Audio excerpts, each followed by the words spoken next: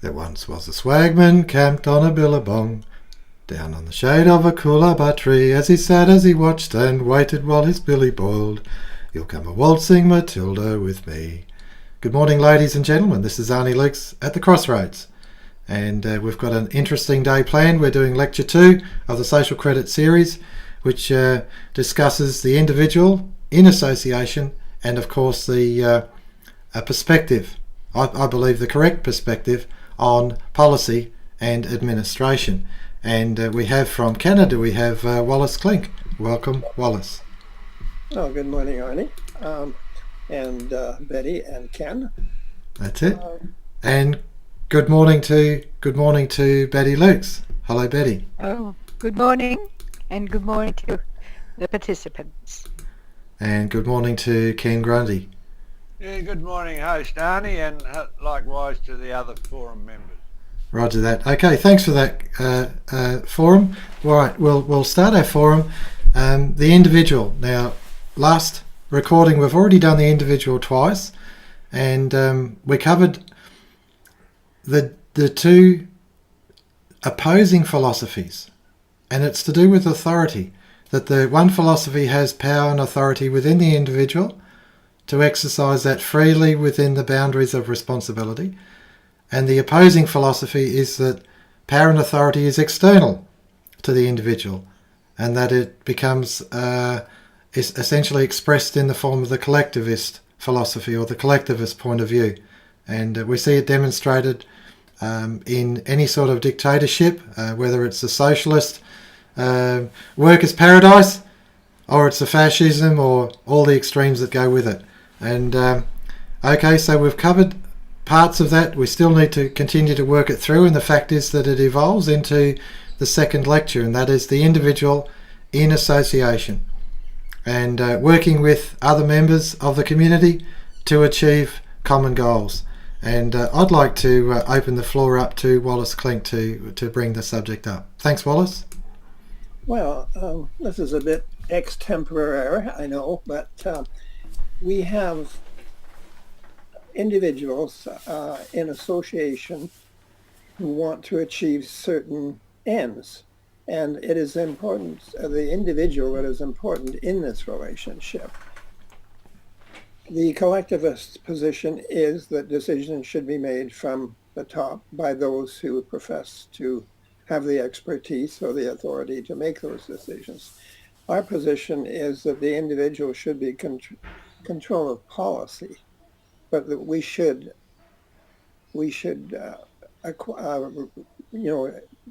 achieve the benefits of the expertise of people who are experts in a particular area in order to give us the results we want.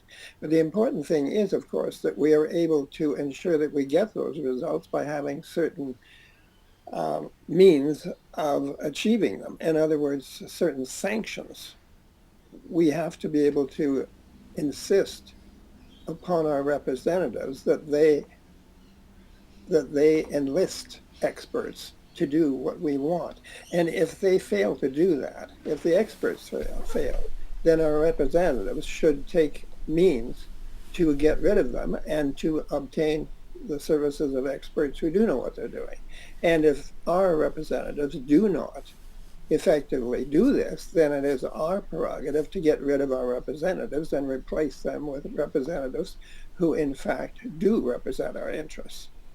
Yeah, Wallace, I'm just going to jump in on that because I think that while we're talking politically and we're talking about representatives, and this really is about power and authority, I'm reminded of a game in Australia we call cricket.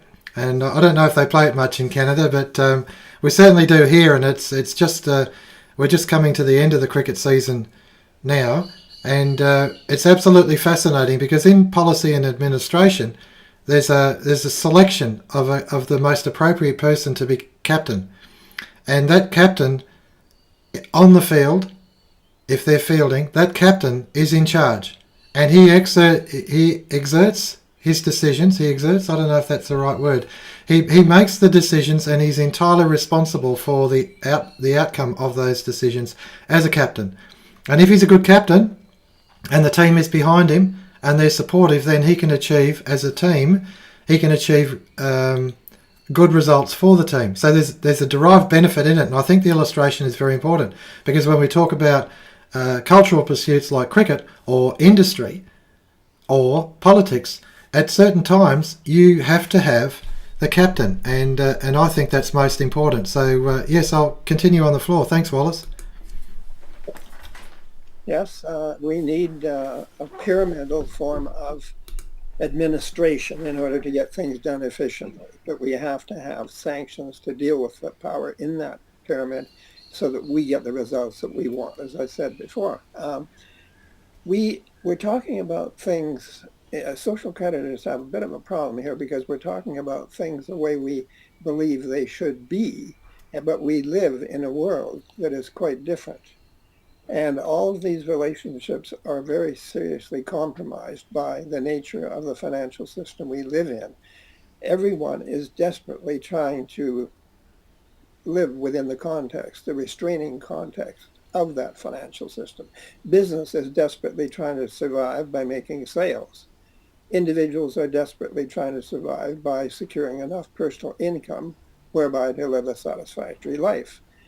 This leads to tremendous distortions. For instance, when you do get corporations or businesses serving public purposes, in other words, hired by the public representatives to do certain functions, to carry out certain productive programs, public works and so on, there's a problem here in that a great tendency of these corporations or bodies to actually pad the accounts, to waste effort, to extend projects beyond their normal limits. And this causes a tremendous amount of waste in the system. And of course, Betty mentioned the question of competence. And when people have to achieve their incomes by any means that they can possibly secure, it means that a lot of things are done that are not done properly, that are things that are done that shouldn't be even done at all, or people are just occupying positions that shouldn't even be occupied or shouldn't even exist in terms of providing human satisfaction to the individual, that is. And so we have serious problems to deal with that way. There's two contrary systems that we're thinking about, two forms of life or two patterns of existence. Thanks, Wallace.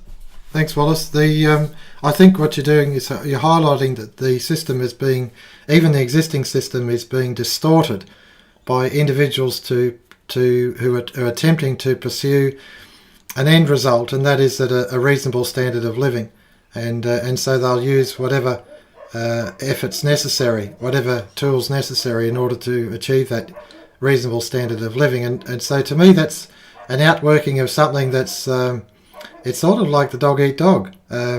Instead of community working together, we're actually in silos. We're actually, okay, well, I'll bugger you, Jack. I've got to cover this, and I've got my bills, and that's the end of it. So get out of the road. And so what it is the outworking of the financial system is actually perverting what is community, what is culture. It's perverting it because it's causing two individuals to fight for the same job, for the loaf of bread, two corporations, two companies to fight for the same market. I'm experiencing that in my own family with my son, who's had a competitor come up and attempt to encroach on in his, what is his partnership. He started it from nothing and he's built it up, and there it is, there's a competitor, and so they're vying for the same market. And then you go the next step up, of course, and you've got corporations vying for the same market. And we see that with the one corporation swallowing another. And of course, nationally, we're seeing it with one country invading another in order to basically steal their natural resources. And so this is the distortion caused by a perverted financial system, and I think that's very important, that the actual policy that could come from the individual of mutual love and agreement and mutual benefit, whether it's individually or as a community or as a nation, is all being perverted. because of the financial system. Okay, Betty Luks, over to you. Welcome. Thank you, Arnie. I'm reminded of what Eric Butler said a number of years ago when he was speaking of the Fabian socialists taking control in Victoria. And he saw that the culture had changed dramatically. And that's something that we have to face. The culture has changed. And he did point out that the Fabian idea is as old as man.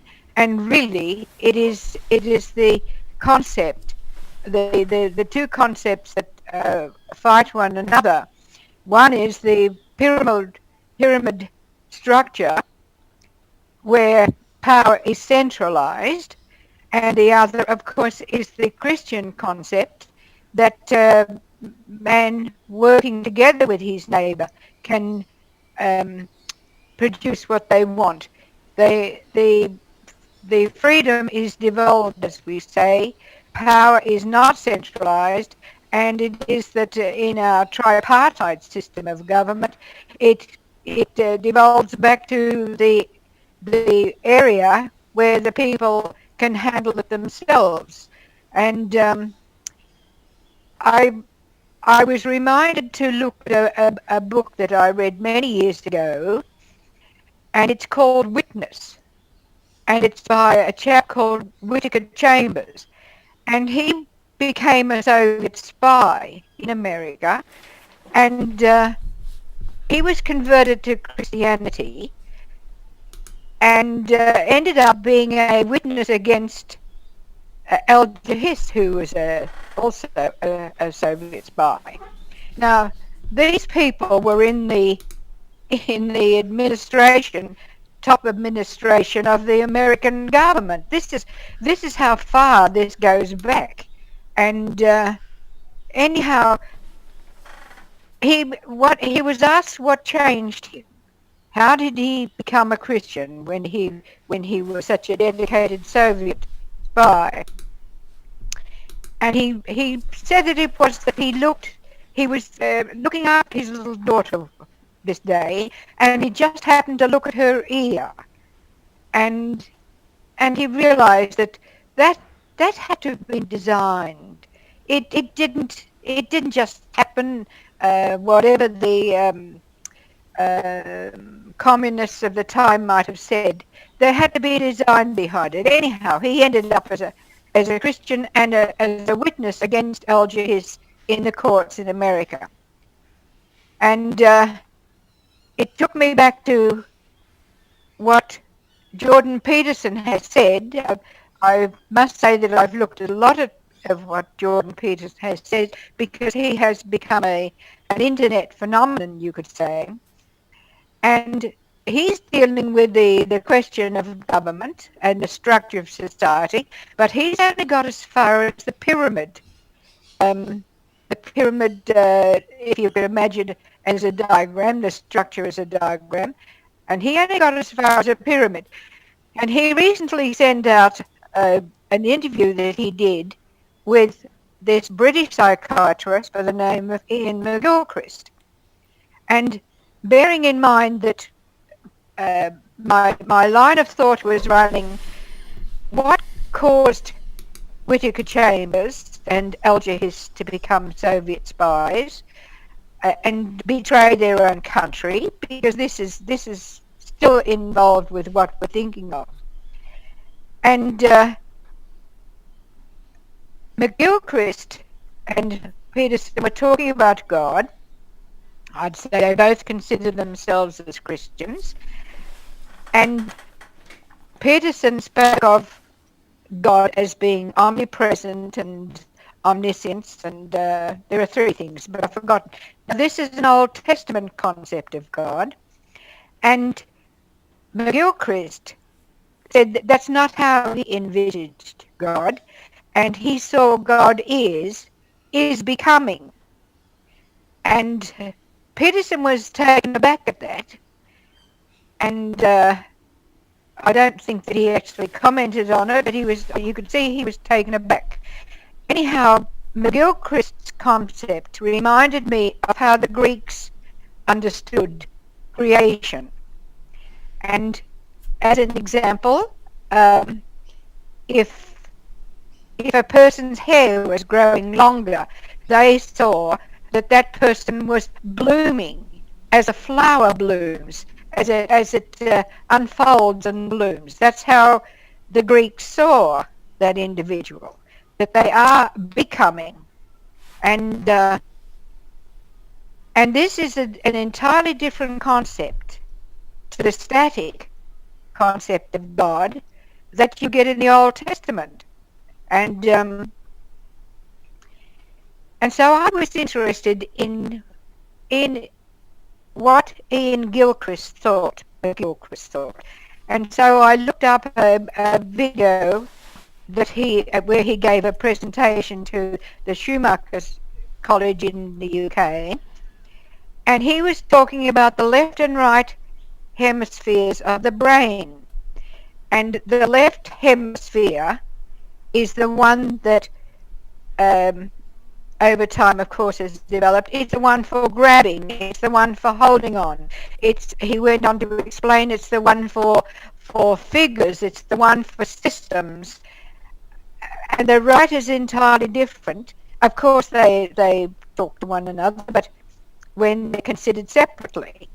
And he explained that if someone, for instance, came into the hospital where he was working and they'd had a stroke, he would go and interview them, and he would ask how they were, and so they were okay, and he would ask them to move their left arm, and so this would be the right hemisphere, and they'd say, there you are, I've done it, and he'd say, I didn't see any movement.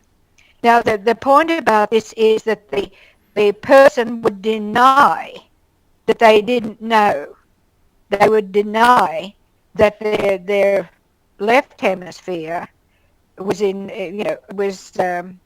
great trouble. And this is what neurosurgeons and others, of course, have been looking at. And this is the rest, the left hemisphere that has such an influence, and in modern life. And I realise, of course, that there are those who well understand this happening and use it for their purposes. And if you start to look at this area, you can see how we've been conditioned. Our systems, our institutions are based on the left hemisphere.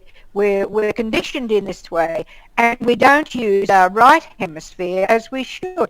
We don't learn to judge. We don't learn to discover. We don't learn to consider all of these things. And my goodness, you only have to look at young people and you see it. Forever texting and whatever, don't talk to people, but they're talking to their phone, and I see it all the time, and that's what I see has happened to us.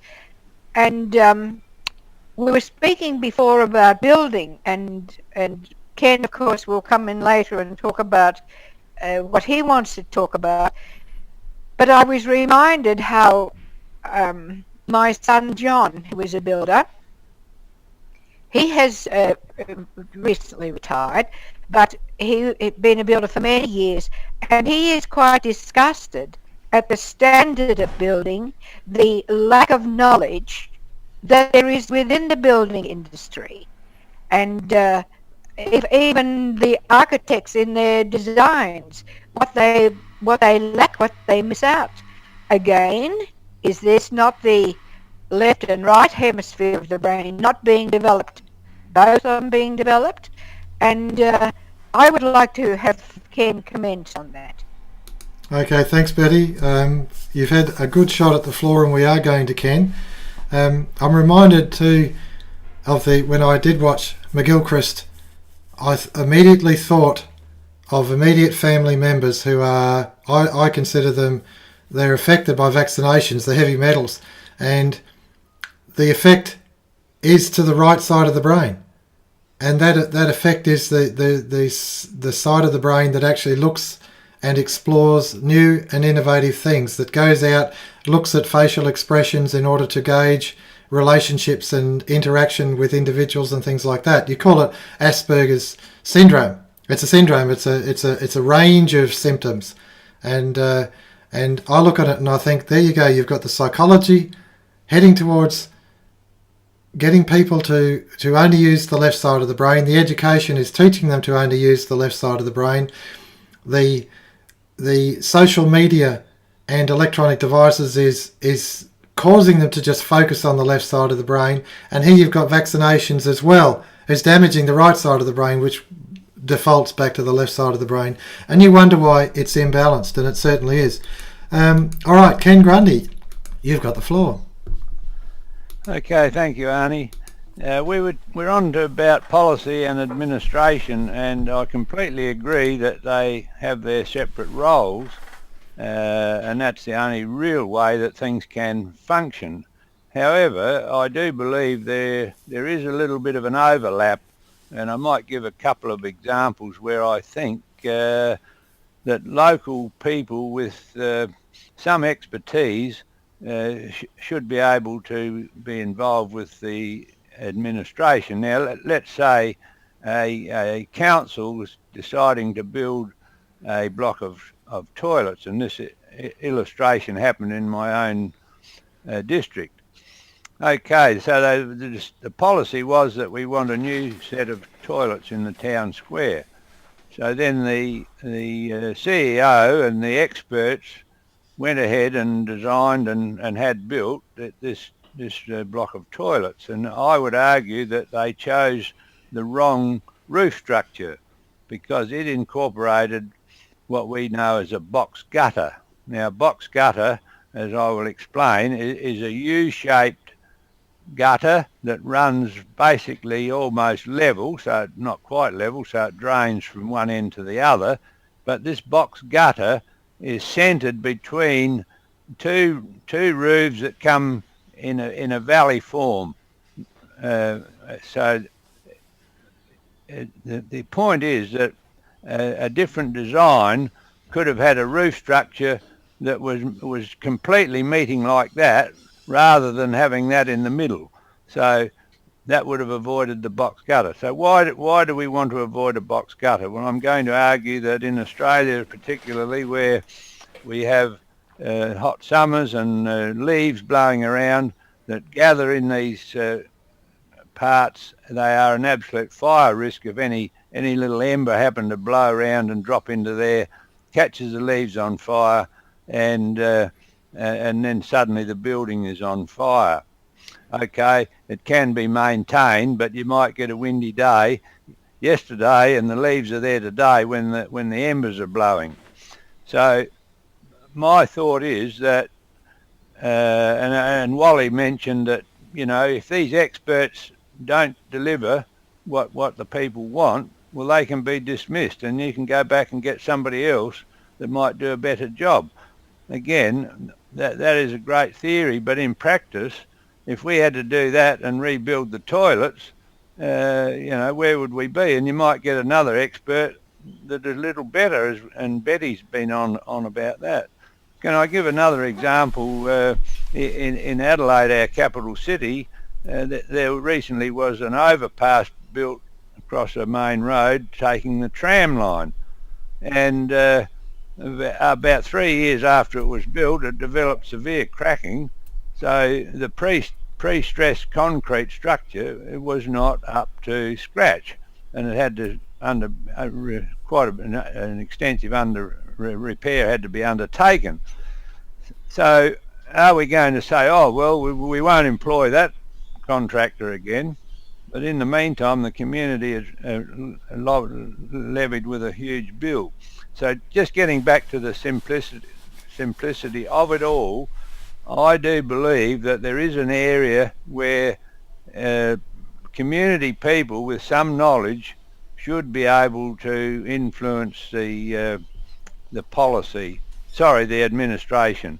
And as I've demonstrated, I hope that would have been an improved situation. But the question is, can we really have that little bit of an overlap between policy and administration? I think that's a very good subject, Ken. I think you've illustrated it exactly right, because I've worked in industry, and I know at times there are issues that are outstanding, and the engineers and bosses can't figure it, and other people have to come in, whether it's consultants or people from the floor, and assist them and work it through. Now, in this case with the tram crossing, that was a structural flaw, and in my view, this is the pressure. This is the anomaly that Wallace spoke of earlier. This is the pressure on quotes. This is the pressure exerted by the financial system, that the designs may be there, and one design may be more adequate than the other, and yet they accept a design based on price. And whereas in let's just say, my exposure to ETSA, which is our main electricity supplier, was in South Australia, they insisted, they are adamant about it, that they would build only to an engineering standard, and that engineering standard held us as a state in good stead for power generation, for baseload. And at one stage we had shipyards, steel industries, we had two car manufacturing in Adelaide, we had white goods, we had heaps of different industry, and that power generation was stable. And now we've lost all of those major industries, the steel yards, shipyards, both car manufacturers, white goods has gone. We've lost a huge amount of baseload power users, and here we are suffering from blackouts. And that's how far away we are from where we should be with an engineering standard. And I think that's most important. Now, I notice that Betty wants to jump in. Hopefully I haven't caught you unawares, Betty, but short and sweet, because Wally's right behind you. Thank you, Arnie.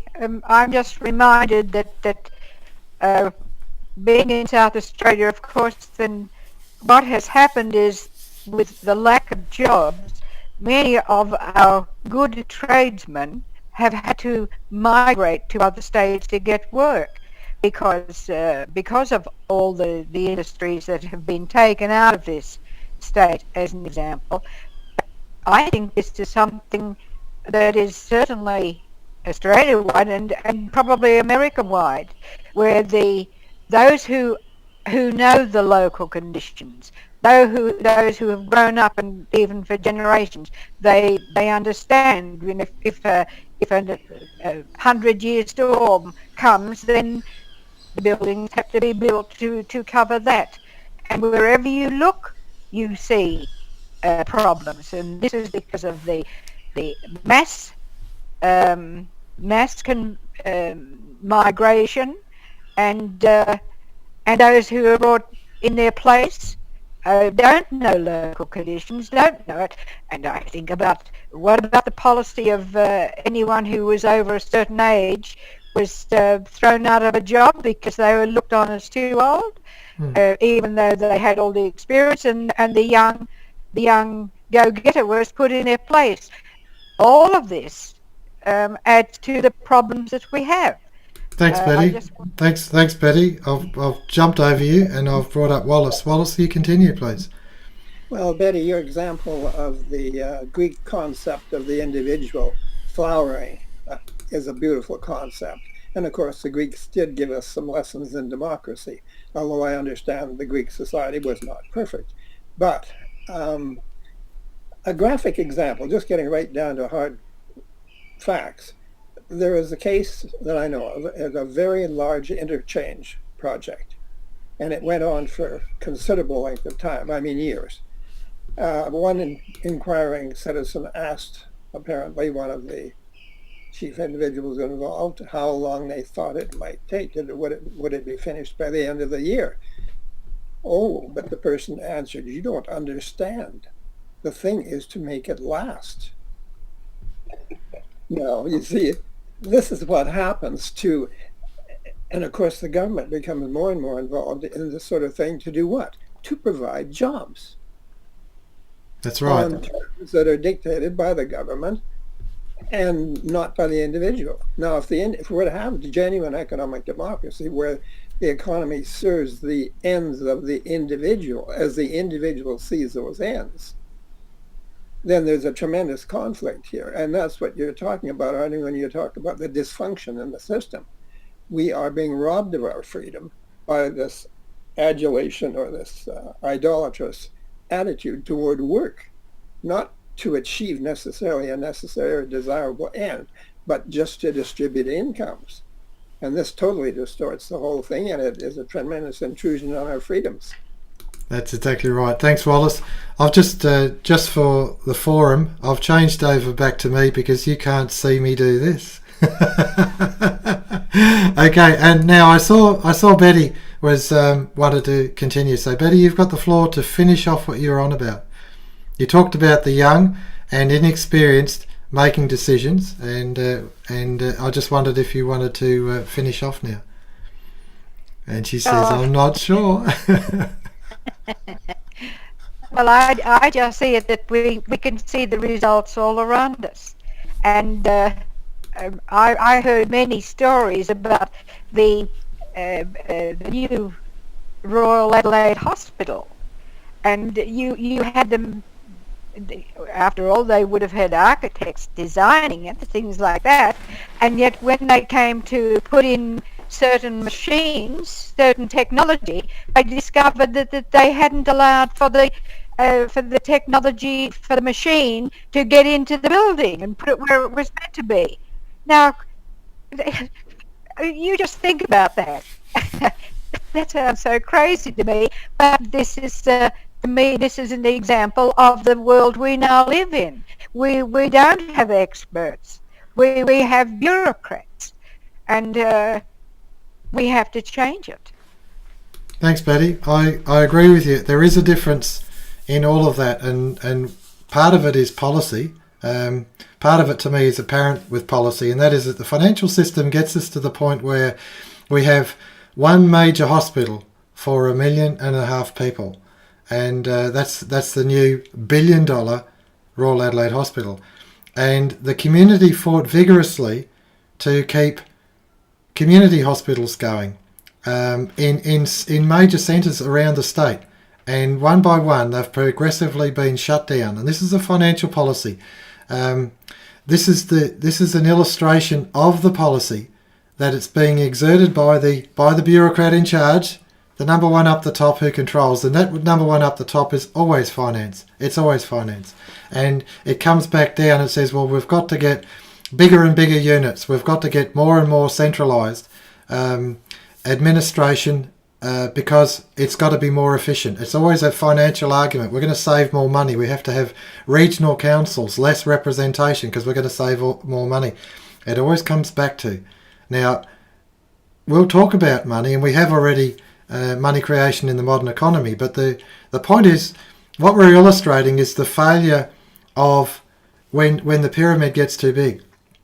When the administration is too great, when there's too much power, they're making one person, not necessarily life experience, certainly not the local conditions experience, is making decisions, and they're remote from that point of responsibility. So we can see the outworking of it, and we can continue to go on and on about these problems that we've seen, we've envisaged, we're witness to.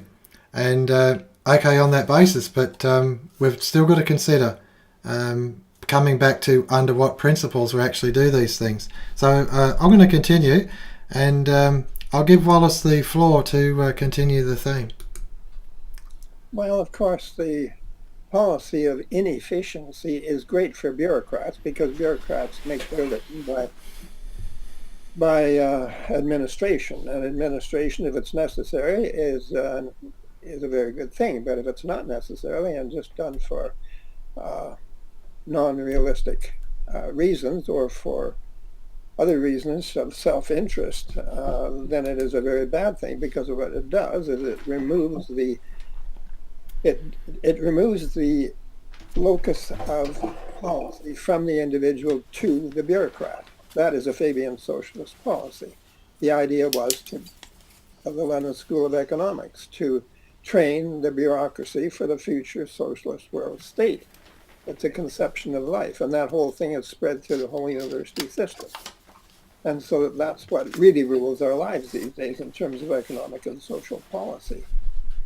So it's just a question of our freedom is being stolen from us. The efficiency that is potentially there and should be active in the system is being sabotaged in a way that is denying us the literal freedom that we should have from economics. We are being compelled to adhere to economics in the way of production, whether or not it's desirable, whether it's waste, whether it's war, just for the purpose of providing incomes. But in fact, the physical basis of income is such that we could all have an enormously abundant physical life with increasing leisure. And that leisure is being stolen from us by the policy of full employment, which is the insistence of application or enforcement of a moral or ethical rule that people should not receive anything for nothing. Well, it's such a violation of natural law. If you just look at the natural world, that does not apply. And yet humans have taken this pseudo moral ethic and implemented it in our practical lives in a way that has turned us all into slaves. And the problem is, the more we modernize our economy, the more the deficiency of monetary income gets, and so we must manufacture even more artificial and even damaging activities in order not to distribute the goods we produced in the past or have produced, but so that we can get the money in order to buy them, which is a total perversion of the natural process. Thanks, Wallace. Yes, you've taken us into a very important area, and that is that the financial system is reflecting an entirely different policy than the natural world that we live in. If we disregarded the units of money and just parked it on the side as saying, okay, that's a system that's running separate from the economy, and we just look at the economy, what we see an absolute abundance there. I mean, you see the ships loaded up and coming from China and India and Pakistan and Bangladesh and these third world countries. The container ships, they are absolutely full to the bridge. Not to the deck, they're full to the bridge of containers. And they are bringing as much as they can to us. Somehow or other, it says that if they do all of this manufacturing and it arrives on our shores, Bangladesh or China or India is going to be in a better state. But in actual fact, the physical reality in their own nation is that if they had a method of distribution of what they produce, the standard of living would go through the roof for these third world countries. But they're actually enslaved by the financial system. To me, this is a whole opportunity of demesmerizing people. Because you've brought us here, you've brought us right into the very core of what we're talking about within the financial system and the purpose of policy and the purpose of administration. And what's most profound in this, Wallace, is that you've touched on this truth of policy. Wallace. Well, yes, Arnie, and this brings me to another point, too. We have a very, very active environmentalist presence in our society, and it would seem to me that they would be very anxious to prevent the excessive amount of useless economic activity which contributes to the consumption of our natural resources and also contributes to the problem of pollution in terms of damaging effluent and so on, which could be harmful to human beings. It would seem to me that they would be interested in approaching it from an effective angle, but they don't. They're actually great promoters of full employment. And they simply are actually part of the problem. They are not really part of the solution. Thanks, Wallace. That's right. I agree that the philosophy of full employment is an anti-environmentalist philosophy. Yeah, it's an anti-environmentalist philosophy, because if they're going to do anything, in manufacturing to reduce the footprint, the environmental footprint, the first thing they should be doing is making components, making articles robust and long-lasting, so that it's only produced once, and it doesn't have a life cycle of 3 months, but rather 10 years. You know, if you buy a washing machine, the bearings, the brushes, the belts, I mean, they can do it. Don't tell me they can't do it, because if they can build a belt for a car or a truck, and it can last for so many 100,000 kilometres, they can put that same standard belt onto a washing machine, and the same standard bearings and the same standard structure.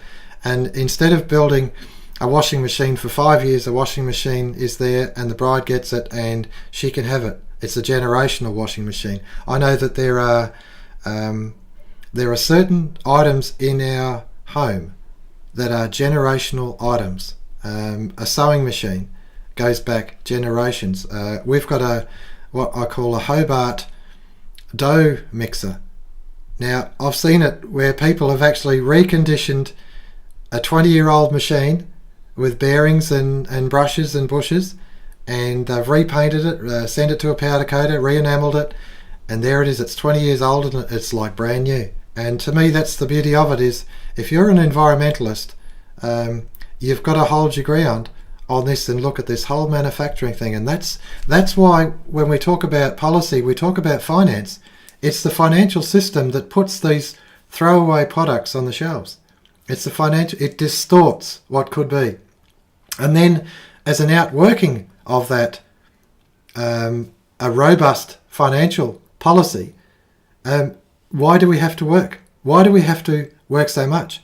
And even to the point with robotics and automation, why do we have to work at all? Why can't our life just be one of deep contemplation and pursuit of the good and assistance to our neighbour? Now, I've got several hands up. I'm going to give it to Betty. Betty. Thank you, Arnie. I'm just reminded that C.H. Douglas made the point, which I think that he would agree with McGilchrist about the mentality that only thinks in figures and systems and numbers and can't think any further. He says no banker as such has any knowledge of large undertakings. He thinks he has because he deals with larger figures, and he mistakes the dealing with large figures as being equivalent to dealing with large numbers of things and people. And that to me is because the left side of the hemisphere, the brain, is more active than the right side. Thanks, and, Betty. And I think that McGilchrist has a very important message there. Thanks, Betty. Over to you, Wallace. Well, I guess it's a consequence of people having a tendency to jump into the middle of things without really looking at the situation realistically, especially from the ground up, to get proper bearings on things. The reason we work largely today is to keep us moral. There are some people who are convinced that if we're not kept busy working under somebody else's direction, that we're not going to be good people. We're going to degenerate. But can you tell me that when half the American economy is directly or indirectly directed to the military, to destruction, that this is a moral enterprise? No, I don't think so. Morality comes from the heart and the soul. It does not come from the fact that you're working in a coal mine, especially without any good tools. There's another side to the question of technology, too. Technology genuinely does improve, should improve, and does, and it will do things better and more effectively to give us more leisure, potentially. However, it is true that a lot of things are built in order to actually to obsolesce or to, especially to wear out prematurely, because it's always an opportunity to sell more. And that is it's a sabotaging sort of aspect of our economy, which gets greater all the time as the deficiency of purchasing power gets greater. So there are a number of these things to consider, and but I think the moral one is actually probably the major one. If we really look at our fellow man in a charitable and kindly and loving manner, we are not going to automatically judge him or her as being potentially immoral, irresponsible, and degenerate. That's not what the nature of it is. Thanks, Wallace. And I really appreciate where you've gone there, because it's actually an act of love, the relationship that you may have with your neighbour. It's not one of judgment over them, but an attempt to place yourself alongside them and how can I assist them. Now, Ken, I saw your hand up, so you're on the floor. Yes, I agree completely with what Betty and Wallace have been saying. And in South Australia at the moment, many people will realise that we're halfway through a state election that's due in about a fortnight. And it's interesting, it's not unique, of course, to the election time, but it comes more to the fore then, that all of the leaders, and I don't mean just the political party leaders, but the trade unionists and the business leaders, they're all saying jobs, jobs, jobs. And the leaders will no sooner announce some project that they're going to undertake if they're elected, and that before they finish saying it, they're out to say, and that will create 600 more jobs. That's all they think about. And why does the community think like that? Well, the government, it suits them because they don't have to pay the welfare so much if the people are employed, and also they get taxation from the people who are working, even if they're just wasting their time digging holes and filling them again. So, you know, we do have a long way to come to win this battle, but I must say that as the circumstances unfold with the robotic manufacture of nearly all the things that we're needing in the future, the task will become more obvious. So I'm hanging out my hope. Thanks, Ken. Over to you, Betty. Yes, well, Ken, I think about this too, and I see it that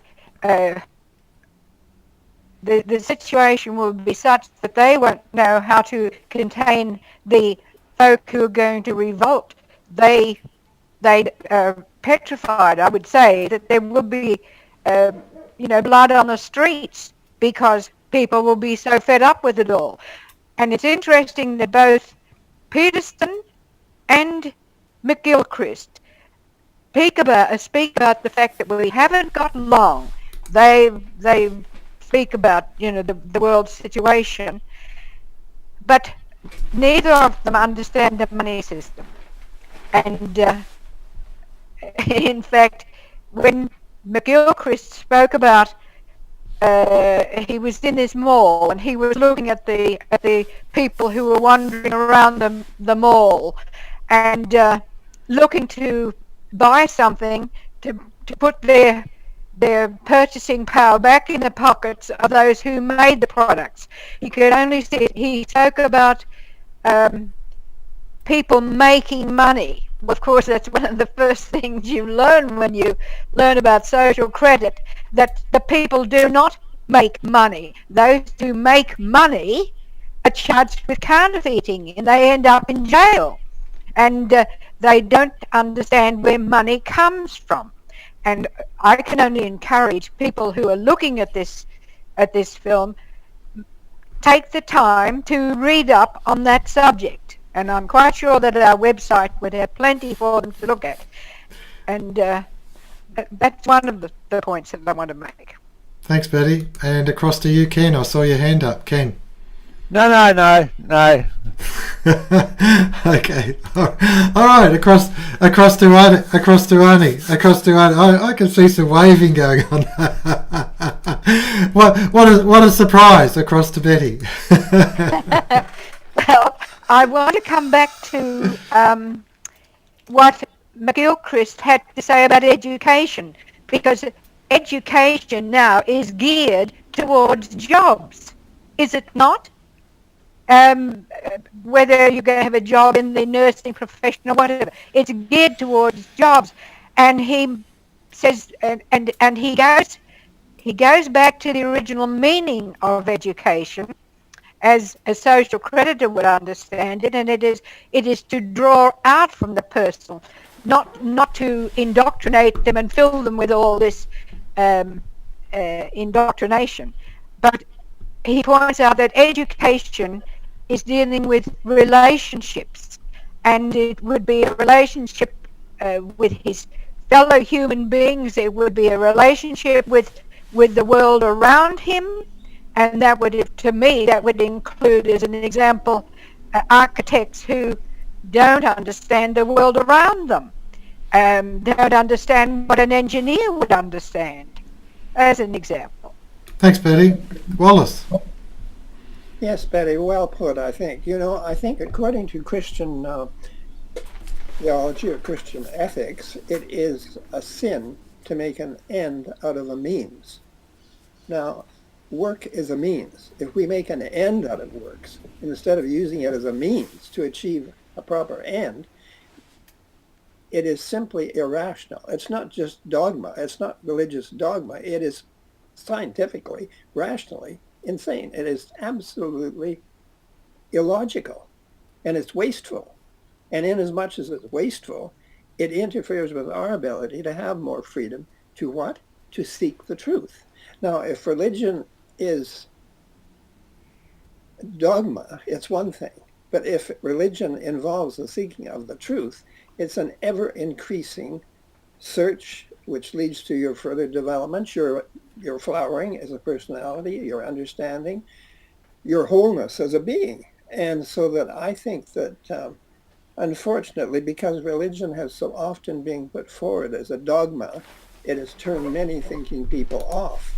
And I think that we have to regard it as a means of emancipation. The Christian message is a message of freedom. It's a message of emancipation.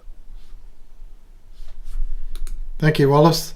We talked about Betty mentioned the word flowering, and I know that in the essay I wrote last week, it was in regard to the evolution of the individual, the evolving, emerging, that the individual doesn't stop.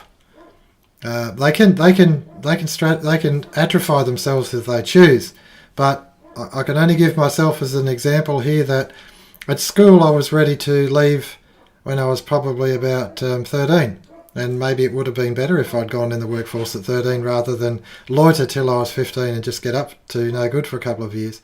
But the thing is that now I'm at the other end. I've retired early, deliberately, to concentrate on leisure, to concentrate on seeking the truth. This forum is an outworking of that, and I'm very fortunate to be in a position where I can actually look in this area, where I can engage with other minds, and I absolutely I'm humbled by the depth of thinking of the people who've gone before and the people that I'm involved with in this. It's the pursuit of truth. That's what this is about. We are, as a civilization, if we atrophy, if we don't pursue the truth, if we don't go and overcome the obstacles set before us, and those obstacles, I'm reminded of my understanding of that the hurdles set before you will not be greater than what you're capable of dealing with. But rather they're there as part of my life experiences, are there as part of your evolution, of your development as a human being. Your consideration of your neighbour. That neighbour can be a lot closer than you think. It doesn't have to be across the fence. It can be across the bed. Are you considerate enough? That little person that you're responsible for, are you considerate enough to how they are developing and their thinking? I mean, we've got grandchildren and it's beautiful to watch, and you watch them learning to grab. And with what McGilchrist is talking about, he's showing you This is the science that we're looking at. We're looking at this grabbing mechanism, even the articulation of the thumb. It's interesting, my thumb is actually double jointed, but the articulation of the thumb, which the monkey doesn't have. And as I understand it, I could be incorrect, but I don't believe I am, that Florence, the small statured remains that they found in the island of Florentine in Indonesia, I think somewhere, she did not have the articulation of the thumb. She had the thumb of a primate, and yet here was a human being. She was only, her and her family were only about 10,000 years old. Their remains. So the evolving, the emerging individual. McGilchrist talks about communicating in song, and a mother and child before the child develops language, communicate in pitched sounds, and the mother will talk to the child in pitched sounds. They don't understand the words, that comes later, but it's actually in a song. And he also mentioned that there was a tribe in South America, Amazon somewhere, and they sing to each other to communicate across the jungle. Certain things. I know that I've been to a Maori wedding. They sing as part of their culture to bring in, welcome the seniors, welcome the bride and groom, those special guests to the meeting. Song is part of it. We have evolved from song. You think about the sound the orcas make underwater that's been recorded by the naturalists, and that beautiful sound.